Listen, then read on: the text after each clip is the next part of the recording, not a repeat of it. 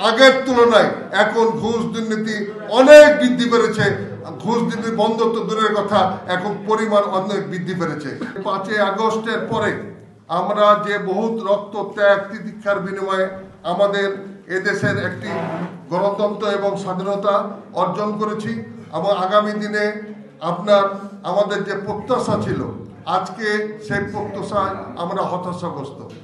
আপনারা জানেন যে আমাদের এই জেলায় এখন পর্যন্ত 5 তারিখের পরবর্তীতে বিভিন্ন অফিস আদালতে যে ঘুষ দুর্নীতি বন্ধ হওয়া উচিত ছিল, কোনোটাই ঘুষ দুর্নীতি বন্ধ হয়নি।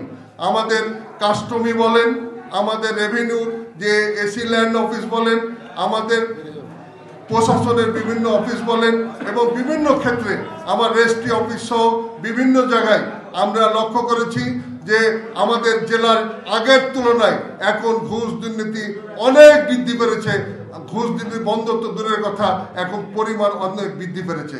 তাই আমাদের যে এই যে আপনার 16ই জুলাই থেকে 5ই আগস্ট পর্যন্ত এত রক্তক্ষয়, প্রায় 1600-র ঊর্ধ্বে আমাদের ছাত্র যুবক জীবন দিয়েছে। আমাদের প্রায় 4000 ছাত্র যুবক পঙ্গু হয়েছে, চোখ হারিয়েছে, অঙ্গহানি হারিয়েছে। এত রক্তের বিনিময়ে আমাদের এই অর্জনকে যারা এই ঘুষ দুর্নীতি দিয়ে নষ্ট করে দিয়েছে, আমি সাংবাদিক বন্ধুদেরকে অনুরোধ করব, চাঁপাইনবাবগঞ্জ জেলায় যেসব জায়গায় দুর্নীতি হচ্ছে, এই দুর্নীতি বন্ধ করার জন্য আমি সর্বস্তরের মানুষকে নেমে আসার জন্য অনুরোধ করছি। আমাদের ত্যাগের ফসল যারা নষ্ট করছে যেসব ডিপার্টমেন্ট, তাদের বিরুদ্ধে কঠোর পদক্ষেপ গ্রহণ করার জন্য আমি জেলাবাসীকে অনুরোধ করছি।